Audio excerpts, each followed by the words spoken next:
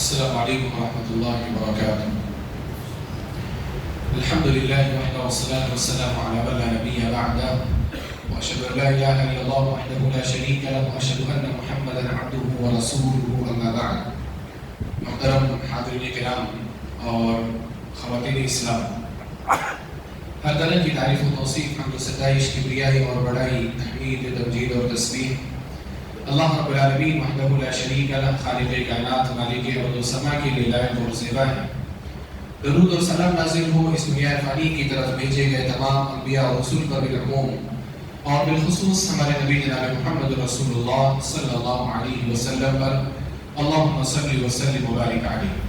حضرات گرامی، جیسا کہ آپ سب نے سماعت فرمایا کہ آج کے اس خطاب کا عنوان ہے معاشرے کی اصلاح میں خواتین کا کردار۔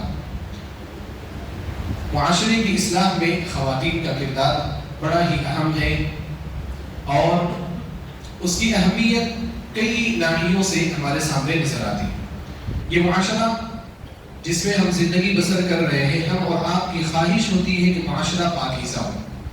ہمیں سے کوئی شخص ایسا نہیں ہے جو معاشرے کی اصلاح اور معاشرے کی پاکیزگی کی فکر نہ کرتا ہو، اور معاشرے کی پاکیزگی کی فکر کے تعلق سے کوئی مذہبی باؤنڈری بھی نہیں ہے، کوئی مذہبی سرحد بھی نہیں ہے۔ ایسا نہیں ہے کہ صرف ہم لوگ اس کی اصلاح کی فکر کر رہے ہیں، یا ہم صرف مسلمان اس کی اصلاح کی فکر کر رہے ہیں، بلکہ جتنے بھی لوگ ہیں، جتنے بھی انسان ہیں اس دنیا کے اندر زندگی گزارنے والے، ہر ایک کی فکر ہوتی ہے کہ وہ بہترین معاشرے میں زندگی گزارے، چاہے وہ مسلمان ہو، غیر مسلم ہو، کتابی ہو، یہود ہو، نصرانی ہو، ہندو ہو، کسی بھی مذہب کا ماننے والا ہو۔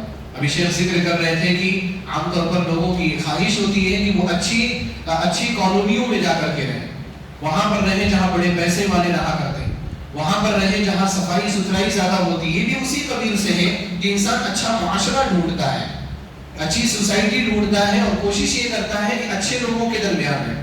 تو معاشرے کی اصلاح ضروری ہے، اس چیز کو ہر شخص محسوس کرتا ہے، لیکن جب معاشرے کی اصلاح کی باری آتی ہے، پھر وہاں پر لوگ کنارہ کشی اختیار کرنا شروع کر دیتے ہیں، لوگ وہاں سے بھاگنا شروع کر دیتے ہیں۔ جب معاشرے کی اصلاح کے تعلق سے علماء کے قریب رہنے کی بات کی جاتی ہے تو پھر بہت سارے لوگ سوچ و وچار میں پڑ جاتے ہیں۔ جب معاشرے کی اصلاح کے تعلق سے نمازوں کی پابندیوں کا ذکر کیا جاتا ہے، ہم تھوڑا سا تأمل کرنے لگتے ہیں۔ جب معاشرے کی اصلاح کے تعلق سے حلال اور حرام کے درمیان تمیز کرنے کی بات کی جاتی ہے، ہم تھوڑا سا غور و فکر کرنے لگ جاتے ہیں کہ ہمیں معاشرے کی اصلاح کرنی ہے یا نہیں کرنی۔ تو اسی طرح سے جب معاشرے کی اصلاح میں خواتین کے کردار کی بات آتی تو ہم سب سوچ میں پڑ جاتے ہیں، ہماری خواتین سوچ میں پڑ جاتی ہے کہ کیا ہمیں بھی معاشرے کی اصلاح کے لیے اپنا رول ادا کرنا چاہیے یا نہیں کرنا چاہیے۔ میں اسی وجہ سے اس خطاب کے تحت یا اس دو چند باتوں کے ذریعے سے میں چند چیزیں ذکر کرنا چاہوں گا کہ ہمیں ضروری ہے کہ ہم معاشرے کی اصلاح اس ناحیے سے بھی کریں، خواتین بھی معاشرے کی اصلاح کی فکر کریں، کیونکہ خواتین بہت مضبوط ہیں، خواتین طاقتور ہیں، خواتین پورے معاشرے کو بدلنے کی طاقت رکھتی ہیں۔ خواتین اگر چاہے تو وہ سب کی اصلاح کر سکتی ہیں، کیونکہ خواتین کے زیر اثر ان کا شوہر رہتا ہے، ان کا بیٹا رہتا ہے، ان کا بھائی بھی رہتا ہے، ان کے گھر میں رہنے والے جتنے بھی مرد افراد ہیں وہ سب ان کے زیر اثر رہتے ہیں، وہ ان کی عزت کرتے ہیں۔ عام طور پر ایسا ہی گھروں میں دیکھنے میں آتا ہے، اس لیے معاشرے کی اصلاح میں خواتین کو اپنا کردار ادا کرنا ضروری ہے۔ اب معاشرے کی اصلاح میں خواتین اپنا کردار کیسے ادا کر سکتی ہے، کیا چیزیں عورتوں کو کرنی ہے، کون سے ایسے اقدام کرنے ہیں، کون سے ایسے محنت والے کام کرنے ہیں کہ عورتیں معاشرے کی اصلاح میں اپنا رول پلے کر سکیں۔ میں چند چیزیں بھی ترتیب آپ کے سامنے انشاءاللہ ذکر کروں گا۔ سب سے پہلی چیز یہ کہ اگر ہمارے خواتین معاشرے کی اصلاح چاہتی ہیں تو سب سے بڑی چیز یہ کہ ان کو اپنے گھر میں رہنا چاہیے، گھروں سے باہر نہیں نکلنا چاہیے، کیونکہ اللہ سبحانہ و تعالیٰ نے عورتوں کے لیے ان کے گھر کو ہی ان کا مسکن بنایا ہے، ان کا ٹھکانہ بنایا ہے کہ عورتیں اپنے گھروں کے اندر ہی رہیں۔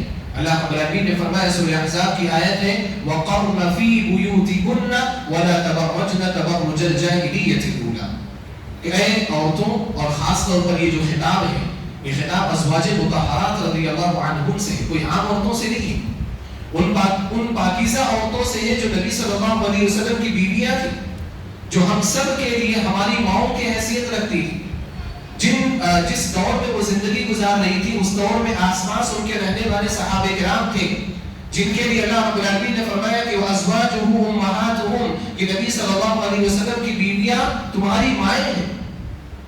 ان لوگوں کے درمیان رہتے ہوئے اللہ سبحانہ وتعالیٰ نے ان صحابیات کو کیا حکم دیا؟ وَقَرْنَ فِي بُيُوتِكُنَّ کہ تم اپنے گھروں میں قرار پکڑو، تم اپنے گھروں کو لازم پکڑو۔ اور ایسا نہیں ہے کہ عورت گھر سے باہر نہ نکل سکتی ہے۔ ہماری شریعت اور ہمارا اسلام جو ہے اتنا خشک نہیں ہے۔ بہت سارے لوگ ایسا سمجھنے لگتے ہیں کہ اگر اسلامی احکام پر چلو گے تو زندگی سے ہاتھ دھو بیٹھو، زندگی کا مزہ ختم ہو جائے گا۔ ایسا نہیں ہے، اسلام اتنا خشک مذہب نہیں ہے، اسلام اتنا بند مذہب نہیں ہے۔ اسلام جو ہے وہ آپ کو حکم بھی دیتا ہے، آپ کو اجازت بھی دیتا ہے، لیکن کچھ سرحدوں کے اندر بہت ساری چیزوں کی اجازت دیتا ہے۔ اللہ رب العالمین نے اجازت دی ہے خواتین کو نکلنے کی، لیکن بہت ضرورت کے موقع پر، اور جب نکلے تو شروط کے ساتھ نکلے، بہت ساری چیزوں کا خیال رکھتے ہوئے نکلے۔ انہی میں سے ایک چیز یہ ہے، اللہ نے فرمایا کہ وَلَا تَبَرَّجْنَ تَبَرُّجَ الْجَاهِلِيَّةِ الْأُولَىٰ کہ اگر نکل رہی ہے تو زمانے جاہلیت میں جس طرح سے خواتین عورتیں زیب و زینت کو ظاہر کرتے ہوئے نکلتی تھیں، اس طرح سے وہ عورتیں نہ نکلیں۔ اللہ رب العالمین نے سب سے پہلا کیا حکم دیا؟ وَقَرْنَ فِي بُيُوتِكُنَّ اپنے گھروں میں تم قرار پکڑو، لازم پکڑو۔ اور یہی ایک ریت چلی آ رہی تھی، ایک طریقہ چلا آ رہا تھا، لیکن جب سے بہت سارے لوگوں نے مختلف قسم کے نعرے بلند کرنا شروع کیے عورتوں کے تعلق سے، کہ عورتوں کو محدود کر کے رکھ دیا گیا، ان کو گھروں کے اندر بند کر کے رکھ دیا گیا، عورت مرد کے کندھے سے کندھا مل کر کے چلے، جب اس طرح کے بہت سارے نعرے بلند ہوئے تو آج کے دور میں حالت ایسی ہو گئی ہے کہ اگر آپ بات کرو گے کہ عورت اپنے گھر کے اندر بیٹھی رہے، گھر سے باہر نہ نکلے، تو آپ کو عجیب آدمی سمجھا جائے گا، عجیب تصور کیا جائے گا کہ پتہ نہیں کون سے زمانے کی باتیں کر رہا ہے، پتہ نہیں کس خیالوں میں یہ لوگ الجھے ہوئے، طبیعت اسی مزاج ہے، پرانے خیالات کے لوگ ہیں، دنیا بہت آگے کی طرف جا چکی ہے، دنیا بہت ترقی کر چکی ہے، یہ ابھی بھی عورتوں کو قید میں رکھنے کے لیے سوچ رہے ہیں اور ان کو حکم دے رہے ہیں۔ یعنی اس طرح کی باتیں کی جاتی ہیں، اور یہ جو باتیں ہیں، یہ سوچنے کی اور یہ کہنے کی باتیں، یہ کوئی غیر خواتین نہیں کہہ رہی، یہ غیر مذہب کے لوگ نہیں کہہ رہی، ہمارے آپ کے لوگ کہہ رہے ہیں۔ یہاں بیٹھنے والے لوگوں میں سے بھی بہت سارے لوگوں کی رائے ایسے ہو سکتی ہے۔ ہم میں سے یعنی جو منہج سلف پر چلنے کا دعویٰ کرتے ہیں، کتاب و سنت پر چلنے کا دعویٰ کرتے ہیں، ان لوگوں کا بھی خیال کہیں نہ کہیں ایسا ہوتا ہے کہ آج کے زمانے میں تو عورتوں کا گھر کے اندر رہنا بڑا مشکل ہے، کون سی عورت ایسی ہے جو گھر کے اندر رہ سکتی ہے، باہر نہ نکلتی ہے۔ وَقَرْنَ فِي بُيُوتِكُنَّ اگر قرآن کریم کا حکم دیکھیں گے، قرآن کریم سے محبت ہے، شریعت اسلامیہ سے محبت ہے، نبی صلی اللہ علیہ وسلم کی تعلیمات سے محبت ہے، تو یہ حکم سب سے اوپر آپ کو نظر آئے گا کہ وَقَرْنَ فِي بُيُوتِكُنَّ اپنے گھروں میں تم قرار پکڑو۔ اور عورتوں کو اللہ سبحانہ و تعالیٰ نے، نبی صلی اللہ علیہ وسلم نے گھروں میں اس طرح سے رہنے کا حکم دیا کہ نمازوں کے لیے بھی باہر نکلنا ان کے اوپر فرض نہیں کیا۔ عبداللہ بن عمر رضی اللہ تعالیٰ عنہما کی روایت ہے، اللہ کے رسول صلی اللہ علیہ وسلم نے فرمایا لا تمنعوا إماء الله مساجد الله وبيوتهن خير لكم۔ اللہ کے رسول صلی اللہ علیہ وسلم نے فرمایا کہ اگر اللہ کی بندیاں اللہ کی مسجدوں میں آنا چاہتی ہیں، عبادت کرنا چاہتی ہیں، تمہیں روکنے کا حق نہیں ہے، تم آنے دو، ان کو لے کر کے آؤ، لیکن ان کے گھر ان کے لیے بہتر ہے۔ وَبُيُوتُهُنَّ خَيْرٌ لَهُنَّ ان کے گھر ان کے لیے بہتر ہے۔ یہاں پر ایک اشکال کو ذکر کر کے میں انشاءاللہ آگے کی طرف بڑھوں گا۔ جب اس طرح کی حدیثیں پیش کی جاتی ہیں تو ہمارے یہاں کی جو خواتین ہیں ان کی طرف سے ایک سوال آتا ہے کہ پھر ہم تو بہت کثیر تعداد میں مسجدوں میں آ رہی ہیں، جمعہ کی نماز بھی پڑھنے آ رہی ہیں، سنڈے کے دروس میں بھی آ رہی ہیں، تراویح کی نماز بھی ہم مسجدوں کے اندر آ کر کے ادا کر رہی ہیں۔ اللہ کے رسول صلی اللہ علیہ وسلم نے فرمایا ان کے گھر ان کے لیے بہتر ہے۔ آج علماء کیوں عورتوں کو زیادہ مسجدوں میں آنے کا حکم دیتے ہیں؟ تو اس سوال کا جواب یا اشکال کا جواب سمجھنے کے لیے ضروری ہے کہ آپ ماحول کو اپنے سامنے رکھیں۔ آج علماء کثرت سے خواتین کو مسجدوں میں لانے کی تاکید کیوں کر رہے ہیں؟ وجہ یہ ہے کہ عورتیں اپنے گھروں میں بھی محفوظ نہیں ہیں، جیسا کہ شیخ نے ذکر کیا۔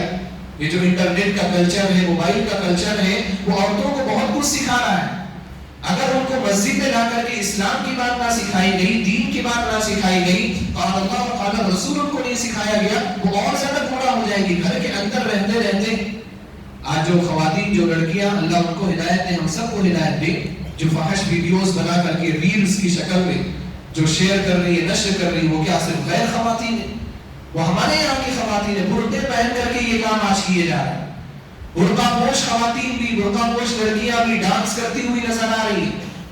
اگر ان عورتوں کو، ان لڑکیوں کو مسجدوں میں آنے کی تاکید نہ کی جائے، بہت آگے تک اور بہت خطرناک راہ تک بھی جا سکتی.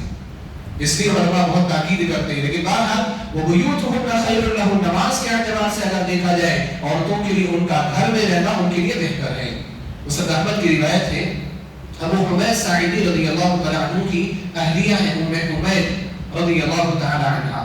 وہ اللہ کے رسول صلی اللہ علیہ وسلم کے پاس آئی اور آ کر کے انہوں نے کہا کہ یا رسول اللہ انی احب الصلاۃ معک، اے اللہ کے رسول صلی اللہ علیہ وسلم میں آپ کے ساتھ نماز پڑھنا چاہتی ہوں، مجھے آپ کے ساتھ نماز پڑھنے میں بڑا اچھا لگتا ہے. واقعی جماعت کے ساتھ جب انسان نماز پڑھے تو اس میں ایک الگ ہی خشوع خضوع ہوتا ہے، ایک الگ ہی لطافت ہوتی ہے.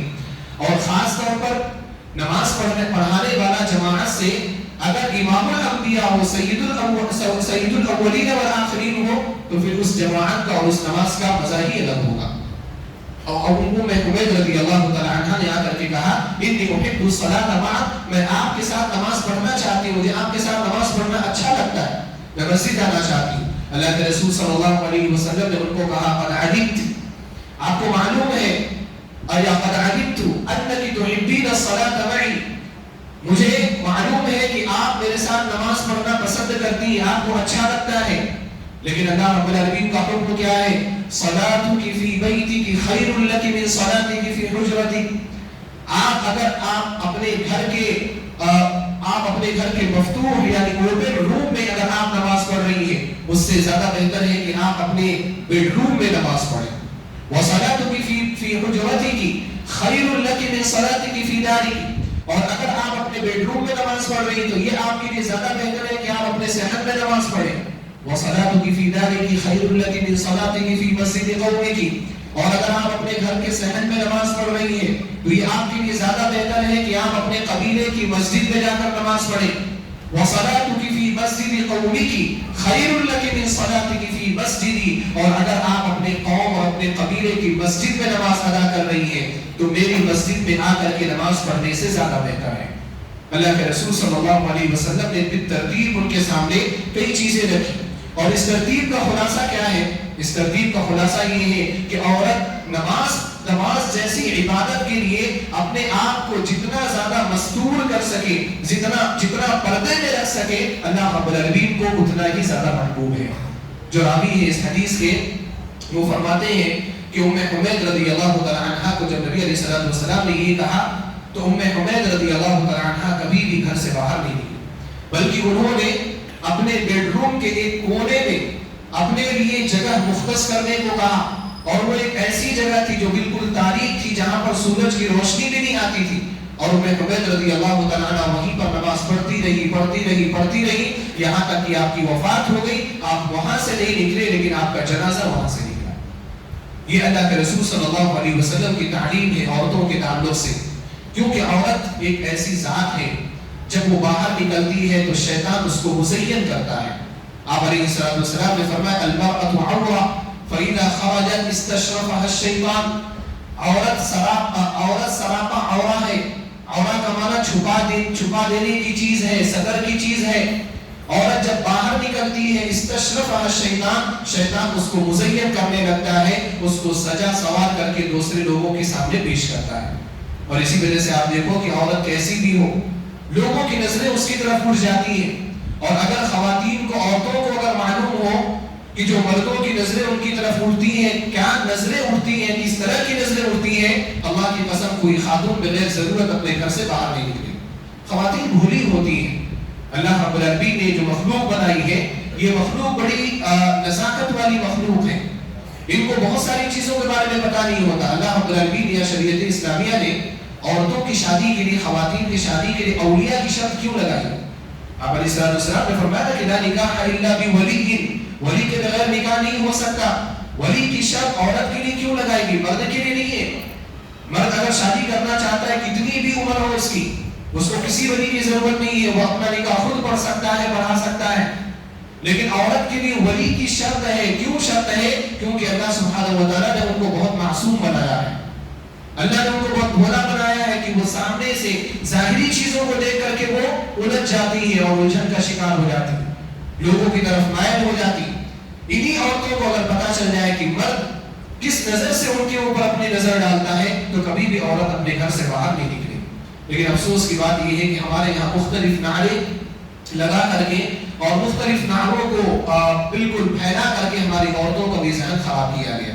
آج ہم جب یہ بات کرتے ہیں کہ ہماری خواتین اپنے گھروں میں رہیں، زیادہ باہر نہ نکلیں، تو ملحدین کی جانب سے ایک شوشہ یہ چھوڑا جاتا ہے کہ اگر آپ عورتوں کو گھر سے باہر نکلنے کی اجازت نہیں دیں گے تو ملک کی جی ڈی پی کیسے بڑھے گی، ملک کا جو معاش ہے وہ کیسے بڑھے گا۔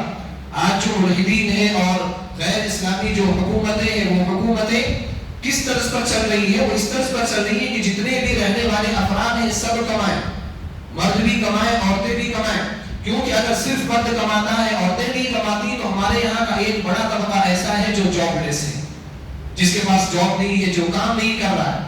تو اس لیے اس طرح کی باتوں کو ہمارے سامنے رکھ کر کے ہمارے خواتین کے سامنے رکھ کر کے ان کو باہر نکلنے کی طرف بلایا جاتا ہے، ان کو دعوت دی جاتی ہے کہ آپ باہر نکلو، آپ کام کرو، اور آپ کو کام کرنے سے آپ کا شوہر روک رہا ہے، آپ کے والد روک رہے ہیں، آپ کے گھر والے روک رہے ہیں، تو آپ کو ان کے خلاف آواز اٹھانی چاہیے۔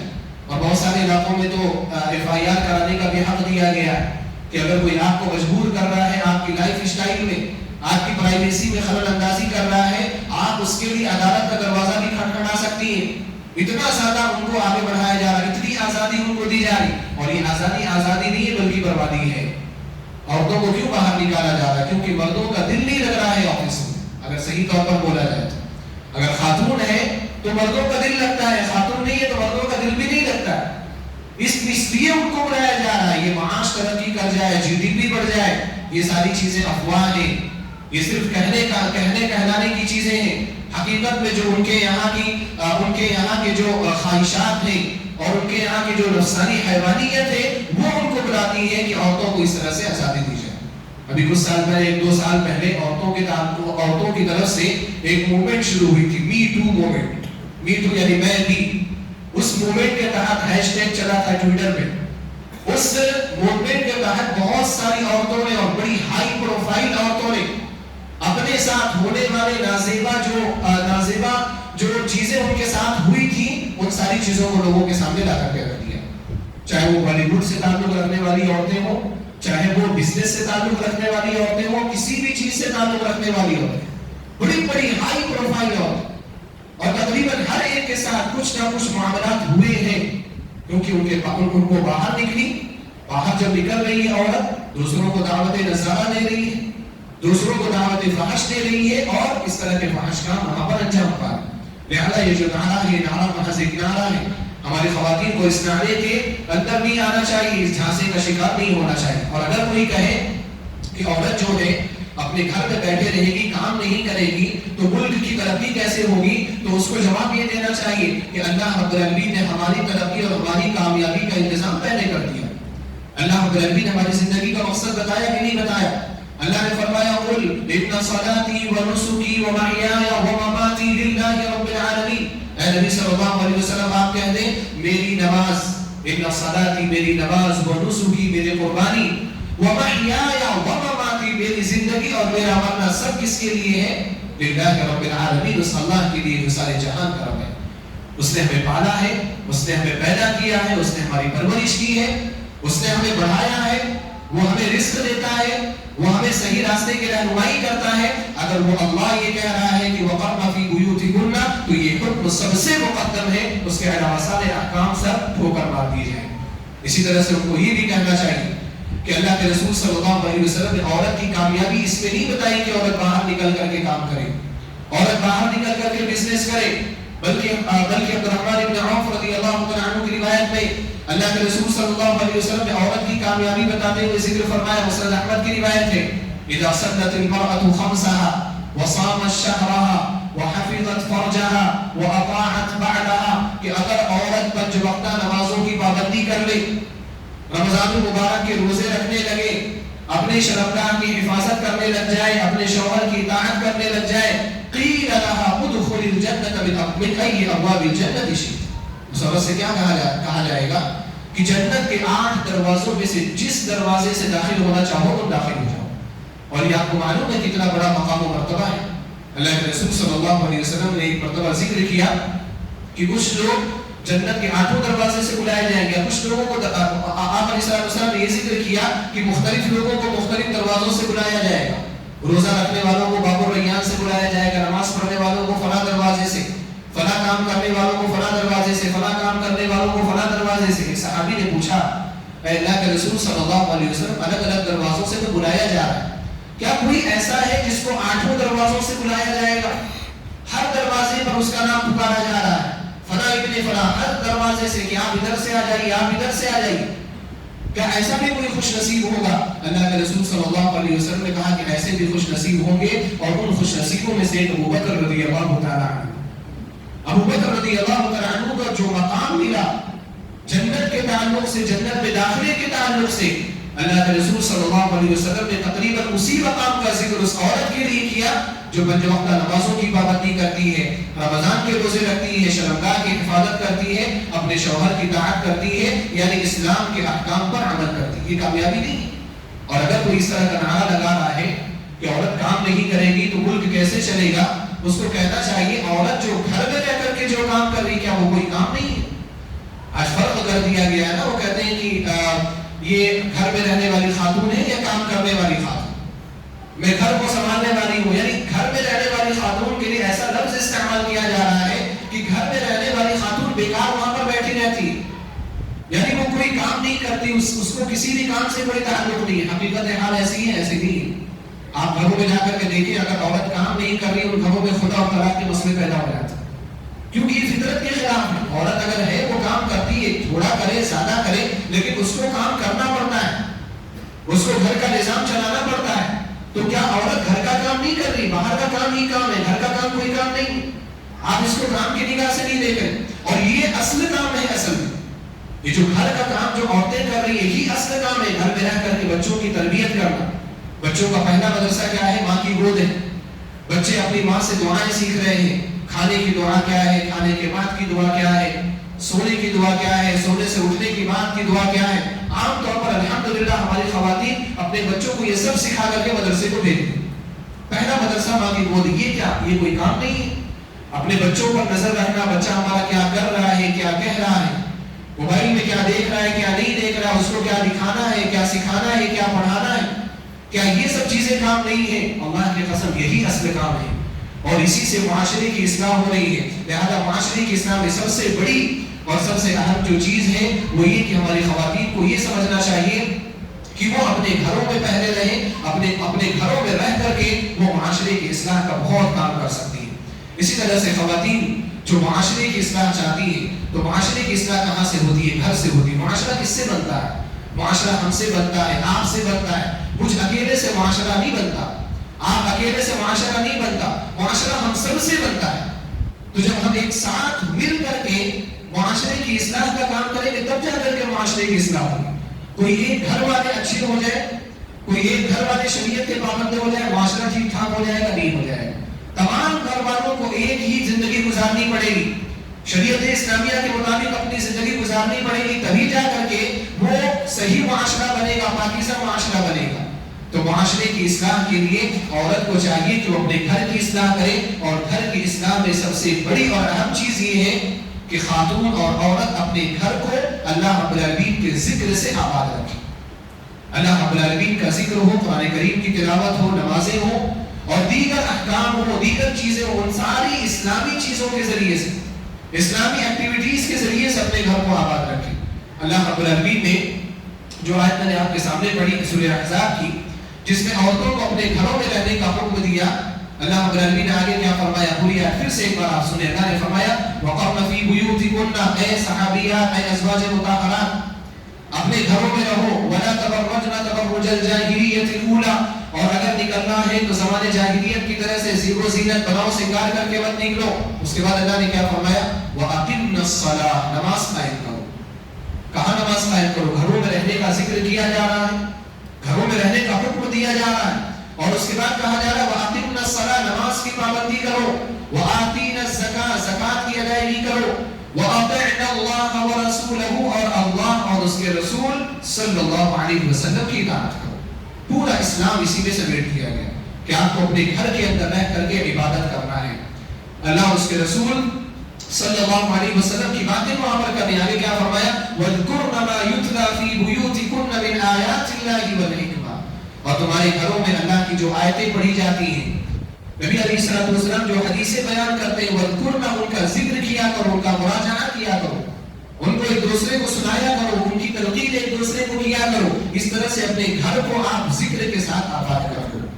اللہ کے رسول صلی اللہ علیہ وسلم کی جو بیویاں تھی ازواج مطہرات رضی اللہ تعالی عنہ، انہوں نے بخوبی اس حکم پر عمل کیا۔ مسند احمد کی روایت ہے، ربیعہ بنت حکیم رحمہ اللہ روایت فرماتی ہے کہ وہ ایک مرتبہ عائشہ رضی اللہ تعالی عنہ کے گھر گئی۔ عائشہ رضی اللہ تعالی عنہ اپنے گھر کے اندر رہ کر کے اور دروازے کو بند کر کے، دروازے میں کنڈی لگا کر کے آپ چاشت کی نماز پڑھتی تھی۔ عائشہ رضی اللہ تعالی عنہ کا معمول تھا کہ آپ چاشت کی 8 رکعتیں نماز پڑھا کرتی تھی۔ عائشہ رضی اللہ تعالی عنہ اپنے گھر کے اندر رہ کر کے، گھر میں دروازہ بند کر کے، کنڈی لگا کر کے آپ نماز پڑھ رہی۔ ربیعہ بنت حکیم رحمہ اللہ کو پہنچتی ہے وہاں پر۔ جب عائشہ رضی اللہ تعالی عنہ نماز سے فارغ ہوئی، پتہ چلا کہ نماز پڑھ رہی تھی، تو انہوں نے کہا کہ اخبرینی عن رسول اللہ صلی اللہ علیہ وسلم، کہ آپ نے جو 8 رکعت نماز پڑھی ہے چاشت کی، اس سلسلے میں اللہ کے رسول صلی اللہ علیہ وسلم کی کوئی حدیث آپ سنا دیں، کوئی فضیلت میں کوئی روایت ہو، کوئی حدیث ہو، آپ ہمیں سنا دیں تاکہ ہم بھی اس کو پڑھا کریں۔ عائشہ رضی اللہ تعالی عنہا نے فرمایا لست بمخبرتك عن النبي صلی اللہ علیہ وسلم شیئا، میں نبی صلی اللہ علیہ وسلم کی اس سلسلے میں آپ کو کوئی حدیث تو نہیں سنا سکتی، لیکن میں آپ کو یہ کہنا چاہتی ہوں کہ لو نشر لي ابوایا فاترك ما تركتها، اگر اللہ رب العالمین میرے والدین کو بھی زندہ کر دے اور وہ والدین مجھے یہ کہیں کہ تم ان نمازوں کو نہ پڑھا کرو، میں ان کے کہنے پر بھی میں ان کا حکم نہیں مانوں۔ یعنی ان نمازوں سے مجھے اتنی محبت ہے، اور میرے والدین اگر زندہ ہو جائیں، اس کا مطلب یہ ہے کہ ابوبکر صدیق رضی اللہ تعالی عنہ اور آپ کی جو والدہ ہے ان کی وفات ہو چکی تھی۔ عائشہ رضی اللہ تعالی عنہ کی وفات بہت بعد میں ہوئی ہے، اختلاف ہے 57، 58 یا 59 ہجری میں آپ کی وفات ہوئی۔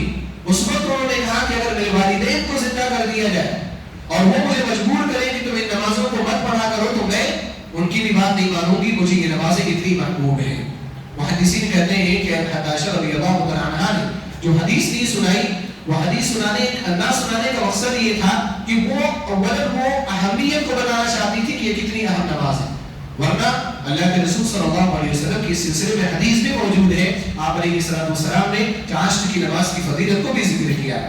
بہرحال کہنے کی بات کیا ہے، عائشہ رضی اللہ تعالی عنہا دیگر ازواج مطہرات اپنے گھروں کو اللہ کے ذکر سے آباد کرتی تھی، نمازیں پڑھا کرتی تھی۔ اسی طرح ایک اور مثال دیکھ لیں آپ، صحیح مسلم کی روایت ہے، جویریہ رضی اللہ تعالی عنہا جو ام المؤمنین ہے، آپ فرماتی ہیں کہ ایک مرتبہ اللہ کے رسول صلی اللہ علیہ وسلم فجر کی نماز پڑھنے کے بعد ہمارے گھر میں آئے، اور فجر کی نماز پڑھنے کے بعد جب گھر میں آئے تو تھوڑی دیر آپ رہے اور وہاں سے پھر آپ نکل گئے۔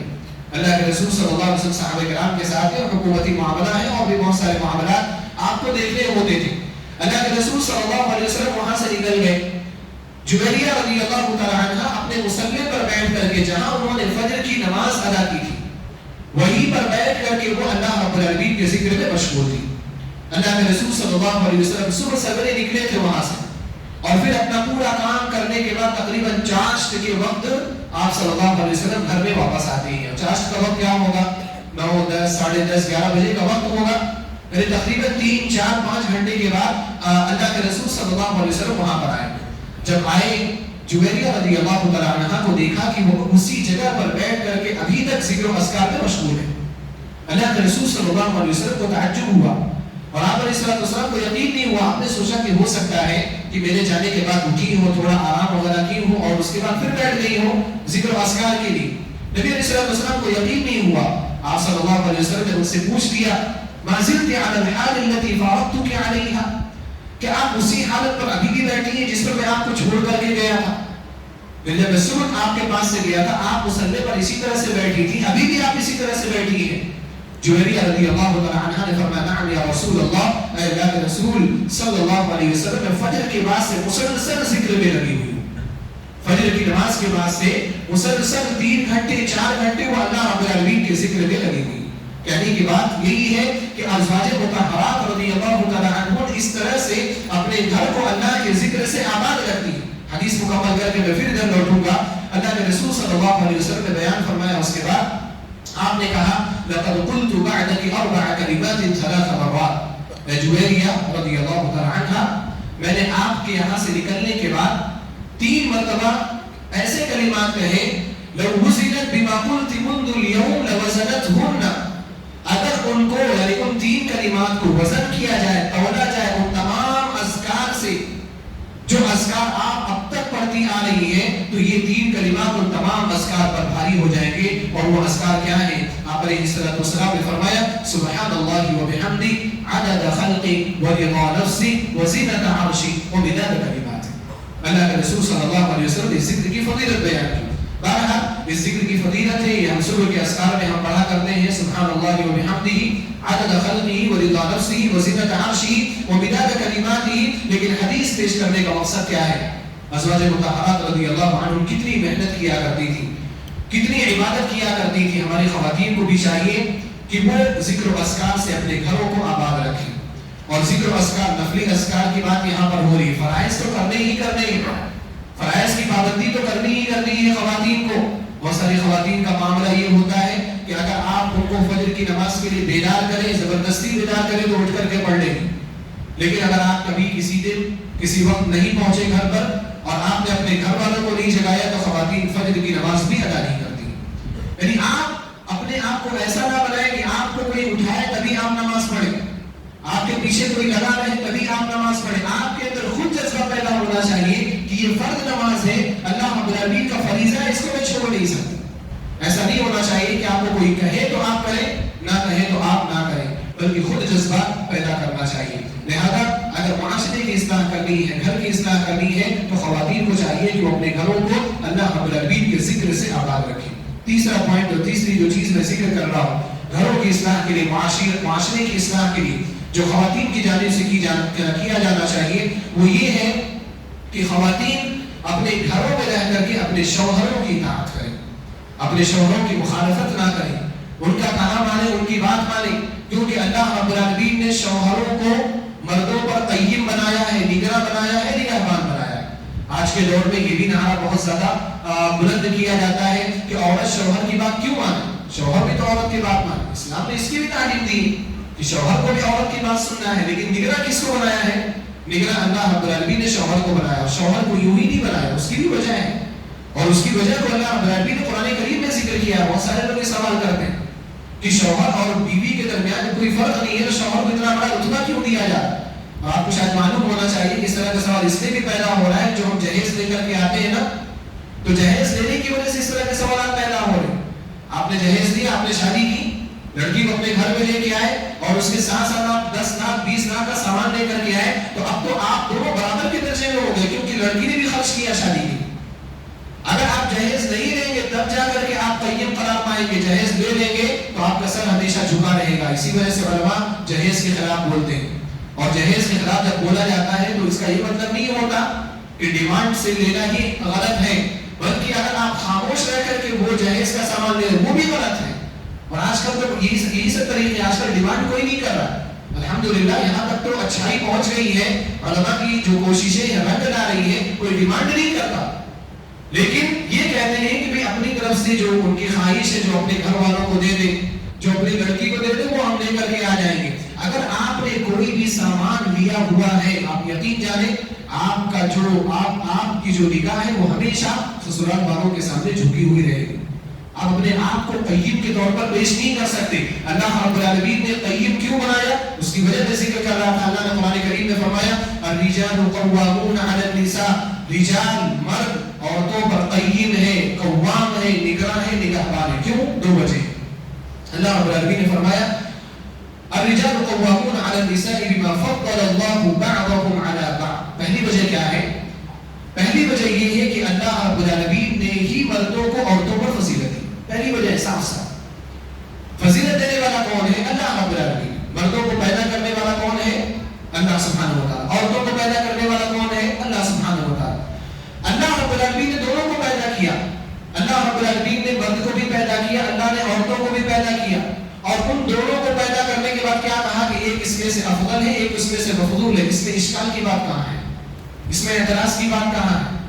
اس میں کوئی اعتراض کی بات ہو ہی نہیں سکتی. آپ مثال کے طور پر دو غریب ہیں, آپ باہر نکلے, مسجد کے باہر دو غریب کھڑے ہوئے, آپ نے جیب سے پیسہ نکالا, آپ کے ہاتھ میں 2 نوٹ آئے, ایک 100 کا نوٹ آیا, ایک 50 کا نوٹ آیا. آپ کو اختیار ہے نا خرچ کرنے کا. آپ نے ایک غریب کو 100 کا نوٹ دے دیا, آپ نے دوسرے غریب کو 50 کا نوٹ دے دیا. کسی کو حق ہے اس پر اعتراض کر سکے؟ کوئی نہیں کرے گا. آپ کا پیسہ ہے, وہ غریب پہ اعتراض نہیں کر سکتا. میری خواہش ہے کہ میں اس کو 100 دے دوں, میں اس کو 50 دے دوں. آپ کو کیسے اعتراض ہو سکتا ہے؟ آپ کو اعتراض ہونا ہی نہیں چاہیے. یہی اصل ہے کہ اللہ رب العالمین جو ہم سب کا خالق ہے, اس اللہ نے ہی مردوں کو افضلیت دی ہے. اس اللہ رب العالمین نے ہی ان کو افضل قرار دیا, ہم نے اور آپ نے قرار نہیں دیا ہے. اس طرح کی باتیں جب کی جائے تو ہماری بعض خواتین کو بڑا غصہ آتا ہے کہ علماء تو مردوں کو افضل قرار دے, ہم اور آپ نہیں قرار دے رہے. اللہ سبحانہ و تعالیٰ نے افضل قرار دیا ہوا ہے. جب اللہ نے افضل قرار دیا ہے تو پھر ہم اس پہ کیسے سوال پیدا کر سکتے ہیں؟ اور یہاں پر بات آئی ہے تو میں ایک بات ذکر کر دوں. بعض منکرین حدیث کی جانب سے, حدیث کا جو انکار کرنے والے ہیں, ان کی جانب سے حضرت فاطمہ رضی اللہ تعالیٰ عنہ کو جو جنت کی عورتوں کا سردار قرار دیا گیا, یا حسن اور حسین رضی اللہ تعالیٰ عنہما کو جو جنت کے نوجوانوں کا سردار قرار دیا گیا, بعض منکرین حدیث ان حدیثوں کا بھی انکار کرتے ہیں. وجہ آپ کو معلوم ہے کیوں؟ وجہ یہ ہے, وہ یہ کہتے ہیں کہ اللہ کے رسول صلی اللہ علیہ وسلم ایسی ناانصافی کی بات کیسے کر سکتے ہیں؟ آپ کی تو اور بھی بیٹیاں ہیں نا, رقیہ بھی آپ کی بیٹی ہے, زینب بھی آپ کی بیٹی ہے, ام کلثوم بھی آپ کی بیٹی ہے. آپ نے ان ساری بیٹیوں کو چھوڑ کر کے فاطمہ رضی اللہ تعالیٰ عنہ کو جنت کی عورتوں کے سردار کیوں قرار دے دیا؟ علی رضی اللہ تعالیٰ عنہ کے اور بھی بیٹے, حسن اور حسین کے علاوہ علی رضی اللہ تعالیٰ عنہ کے اور بھی بیٹے, لیکن وہ سارے بیٹوں کو چھوڑ کر کے آپ نے حسن اور حسین کو سیدہ شباب اہل جنت کیوں قرار دے دیا؟ ان کے حدیث نے حدیث کا انکار ہی کر دیا اسے اعتراض کی بنا پر. ہمارے اور آپ کے ذہنوں ابھی طرح کے اعتراض سے ٹکرائے, اس کا کیا جواب دیا علماء نے؟ اہل علم نے اس کا یہی جواب دیا ہے کہ فاطمہ رضی اللہ تعالی عنہا کو یہ جو مقام ملا, یہ نبی صلی اللہ علیہ وسلم نے نہیں دیا, یہ اللہ نے دیا. حسن اور حسین رضی اللہ تعالی عنہما کو جو مقام ملا, یہ نبی علیہ السلام نے نہیں دیا, یہ اللہ نے دیا ہے. کیوں؟ حدیث اگرچہ ہے لیکن وما ينطق عن الهوى ان هو الا وحی یوحى, نبی اپنی خواہش سے کوئی بات نہیں کرتا, وہ جو بھی بات کرتا ہے وہ وحی ہوتی ہے جو اس کی جانب اللہ کی طرف سے کی جاتی ہے. اللہ کے رسول صلی اللہ علیہ وسلم کو حکم دیا کہ آپ امت کے لوگوں کو آپ یہ بتا دیں فلاں فلاں کو یہ مقام ملا, بس اللہ رب العالمین نے دے دیا, بس دے دیا. لہذا مردوں کو اگر اللہ رب العالمین نے افضل بنایا ہے تو ہمیں اور آپ کو اس کو قبول کر لینا چاہیے, اس میں کسی کو بھی اعتراض کا کوئی حق حاصل نہیں. پہلی وجہ. دوسری وجہ کیا؟ وَبِمَا أَنفَقُوا مِنْ أَمْوَالِهِمْ, دوسری وجہ مردوں کو کیوں افضل قرار دیا گیا؟ کیونکہ وہ اپنا مال خرچ کرتے ہیں. جب شادی ہوتی ہے اسلامی طریقے سے, اگر شادی ہو رہی ہے, خرچ کی پوری ذمہ داری مرد کے اوپر ہے.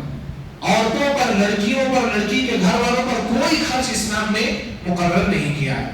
مرد کو کیا خرچ کرنا ہے؟ 2 اہم خرچ ہیں. پہلا اہم خرچ مہر. مہر کی رقم کون ادا کرتا ہے؟ وہ مرد ادا کرتا ہے, اس کو ادا کرنا. مہر کے بغیر شادی بھی نہیں ہوتی. اور اسی طرح سے جو دوسرا خرچ ہے ولیمے کا خرچ ہے.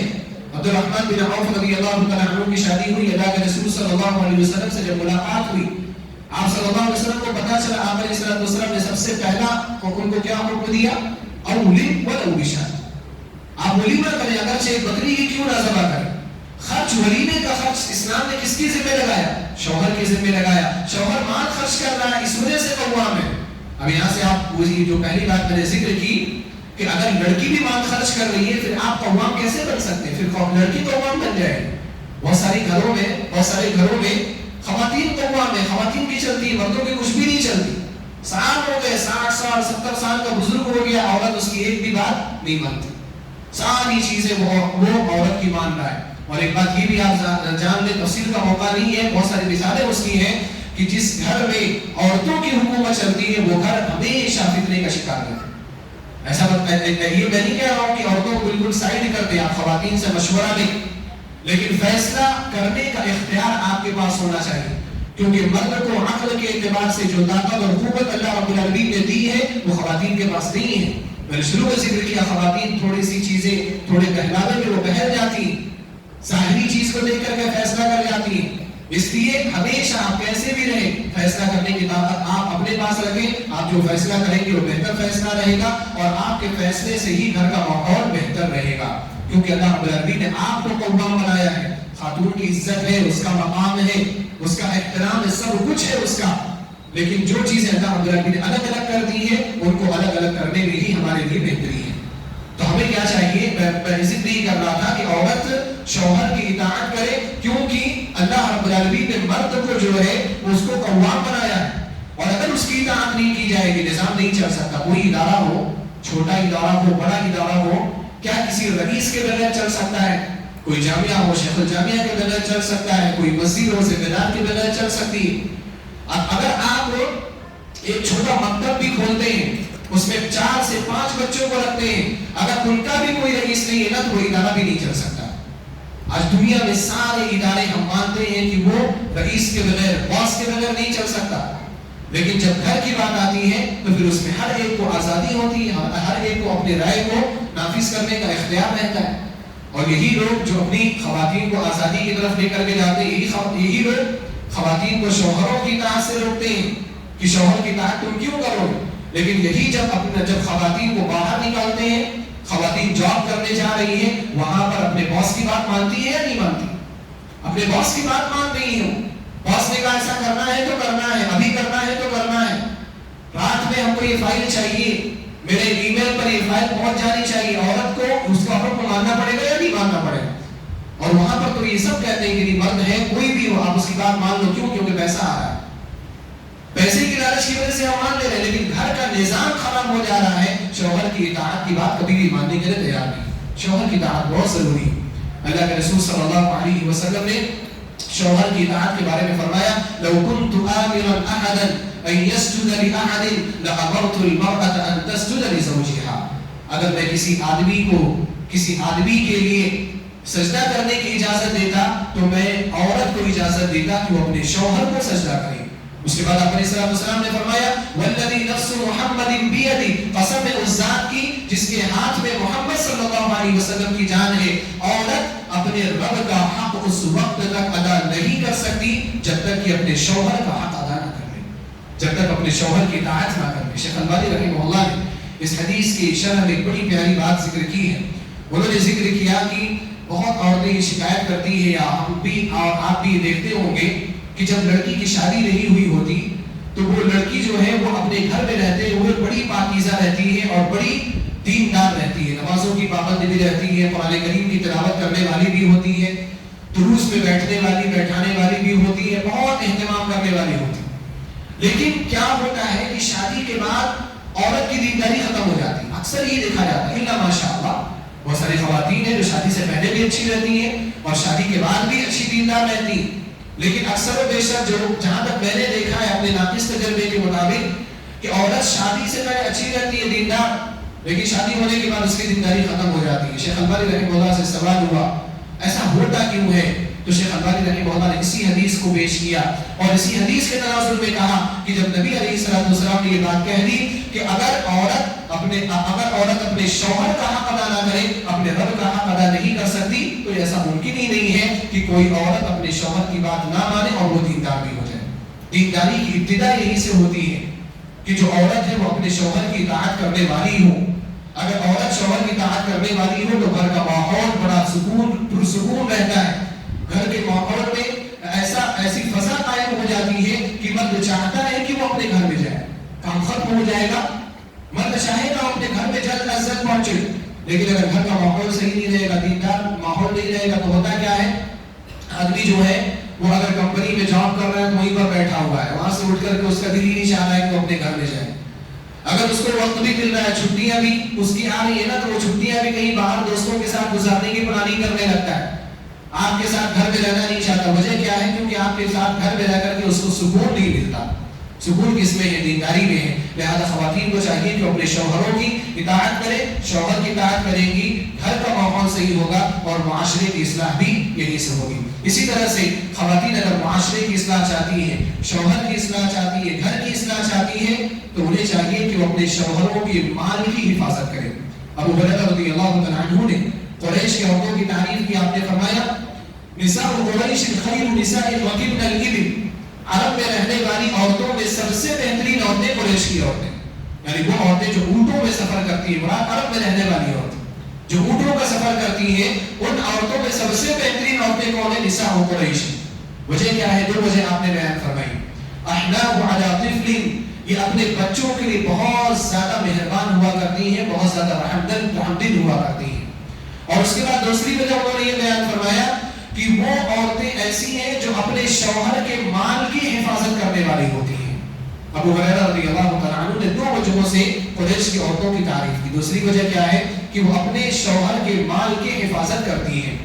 اللہ کے رسول صلی اللہ علیہ وسلم کے اوپر جب والذین یکنزون الذهب والفضة ولا ينفقونها والی آیت نازل ہوئی، جس میں سونے اور چاندی کو خزانہ بنا کر کے سیو کر کے اس کی زکات نہ نکال کر کے جو خزانے کا ذکر ہوا، مذمت کے ساتھ، برائی کے ساتھ اس کا تذکرہ ہوا، جب یہ آیت نازل ہوئی تو بعض صحابہ کرام کو تشویش ہوئی اور انہوں نے کہا کہ ہم مال اکٹھا کرنے کی کوشش کرتے ہیں، سونے اور چاندی کے طور پر ربی نے مذمت بیان کر دی، اب کون سا مال ہے جو ہمارے لیے بہتر ہے جس کو اکٹھا کرنا چاہیے؟ اللہ کے رسول صلی اللہ علیہ وسلم سے پوچھا گیا، آپ علیہ السلام نے فرمایا افضلہ، سب سے افضل مال جو ہے لسان ذاکر وقلب خاشع، سب سے افضل جو مال ہے وہ آپ کی ایسی زبان ہے جو اللہ کا ذکر کرنے والی ہو، ایسا دل ہے جو اللہ کی طرف مائل ہونے والا ہو۔ تیسری چیز وزوجۃ مؤمنۃ تعینہ علی ایمانہ، اور ایک ایسی مومنہ بیوی ہے جو اپنے شوہر کے اپنے ایمان پر مدد کرتی ہو،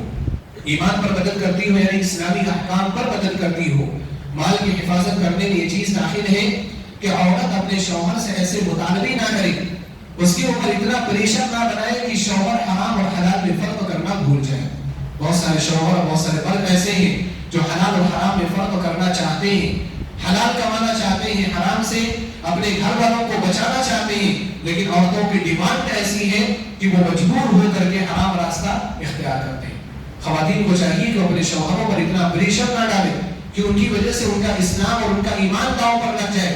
بہترین خاتون وہ ہے جو اپنے شوہر کے ایمان کی حفاظت کرنے کی فکر کرتی ہو۔ ایک آخری چیز بول کر کے میں اپنی بات ختم کروں گا کہ معاشرے کی اصلاح، گھر کی اصلاح چاہیے تو عورت کو چاہیے کہ وہ اپنے گھر کے اندر اپنے شوہر کی ہر حالت میں اس کی مدد کرنے کے لیے تیار ہو۔ اچھے حالات ہو تب بھی اس کی مدد کرے، برے حالات ہو تب بھی اس کی مدد کرے۔ حضرت خدیجہ رضی اللہ تعالی عنہا بہترین مثال ہے۔ اللہ کے رسول صلی اللہ علیہ وسلم پر جب وحی نازل ہوئی، پہلی وحی، آپ علیہ السلام ڈر گئے، آ کر کے کہا خدیجہ رضی اللہ تعالی عنہا سے قد خشیت علی نفسی، مجھے اپنی جان کا خدشہ ہے، ایسا لگ رہا ہے کہ میری جان نہیں بچے گی، ایسا لگ رہا ہے کہ میں مر جاؤں گا، میں موت کے گھاٹ اتار دیا جاؤں گا۔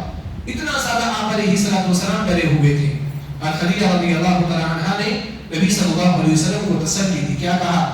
کلا واللہ لا یخزیک اللہ ابدا، ہرگز نہیں، اللہ کی قسم، اللہ رب العالمین آپ کو کبھی بھی رسوا نہیں کرے گا۔ آپ نے اچھی زندگی گزاری ہے، 40 سالہ زندگی آپ کی پاکیزہ زندگی گزری تھی، امانت داری کے ساتھ، دیانت داری کے ساتھ، سچائی کے ساتھ، اور ایسی دیانت، ایسی سچائی کہ اپنے تو اپنے غیر بھی اس کے معترف تھے، دشمن بھی اس کا اعتراف کرتے تھے، امین اور صادق کا لقب ان کو دیا کرتے تھے۔ خدیجہ رضی اللہ تعالیٰ عنہا نے کہا ایسی زندگی آپ نے گزاری ہے اور آپ ایسے ہی چلے جائیں اس دنیا سے، لا یخزیک اللہ ابدا، اللہ رب العالمین آپ کو کبھی بھی رسوا نہیں کرے گا۔ پھر آپ کے حوصلہ افزائی کی، آپ کی تعریف کی، اور آپ کے منہ پر آپ کی تعریف کی گئی۔ منہ پر تعریف کرنا یہ عمومی طور پر جائز نہیں ہے، لیکن جب ضرورت پڑے تو منہ پر تعریف بھی کی جا سکتی ہے۔ آپ کسی شخص کو دیکھیں، اس کا حوصلہ ٹوٹ رہا ہے، وہ کمزور پڑ رہا ہے، وہ اندر ٹوٹ رہا ہے، آپ اس کی تعریف کر سکتے ہیں، اس کی اچھائیوں کو بیان کر سکتے ہیں۔ خدیجہ رضی اللہ تعالی عنہا نے نبی صلی اللہ علیہ وسلم کی تعریف کی، ان کی زبان پر، ان کے منہ پر تعریف کی، کہا انک لتصل الرحم، آپ کیسے رسوا ہو سکتے ہیں، آپ کیسے ہلاک ہو سکتے ہیں، آپ تو رشتہ داروں کا خیال رکھتے ہیں۔ وتکسب المعدوم، آپ غریبوں کی مدد کیا کرتے ہیں، ان کو دیا کرتے ہیں۔ وتقری الضیف، آپ مہمان کی مہمان نوازی کیا کرتے ہیں۔ وتعین علی نواہب الحق، اور اگر آسمانی آفتیں آ جائیں، اللہ رب العالمین کی جانب سے حادثات آ جائیں دنیا والوں پر، آپ لوگوں کی مدد میں سب سے پیش رہتے ہیں، سب سے آگے رہتے ہیں۔ کلا واللہ لا یخزیک اللہ ابدا، اللہ کی قسم، اللہ رب العالمین آپ کو کبھی بھی رسوا نہیں کرے گا۔ خدیجہ رضی اللہ تعالی عنہا نے نبی صلی اللہ علیہ وسلم کا حوصلہ بڑھایا، اور یہی وہ خدیجہ رضی اللہ تعالی عنہا ہے کہ جب نبی صلی اللہ علیہ وسلم جب ان کی وفات ہو گئی، جب اپنی بیویوں کے ساتھ رہتے تھے، 9 بیویاں ایک ساتھ رہتی تھی، ان بیویوں کے ساتھ بھی حضرت خدیجہ رضی اللہ تعالیٰ عنہا کو یاد کرتے تھے اور آپ کے ساتھ اچھا معاملہ کرتے ہوئے اگر گھر میں کوئی سالن پکتا تھا تو کہتے تھوڑا زیادہ پکا لو اور خدیجہ کی سہیلیوں کو اس سالن میں سے حصہ دے کر کے آ جائے۔ بیوی نے ساتھ دیا مشکل کے وقت میں، سختی کے وقت میں، اس بیوی کی محبت ایسے دل کے اندر پیدا ہو گئی کہ اللہ کے رسول صلی اللہ علیہ وسلم کی وفات کے بعد بھی ان کو یاد رکھا کرتے تھے۔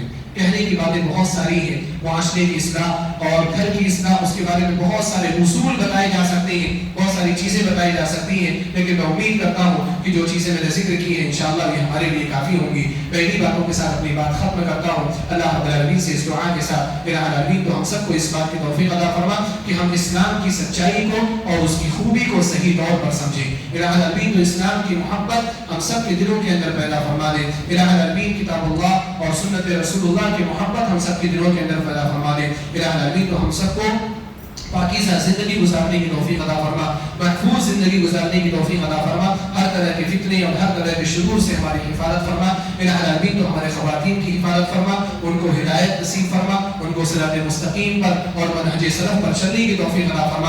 الہ العالمین تو ہم سب کو بھی ہدایت نصیب فرما اور ہم سب کو بھی صراط مستقیم پر چلنے کی توفیق عطا فرما اور ہم سب کا خاتمہ لا الہ الا اللہ محمد رسول اللہ پر فرما۔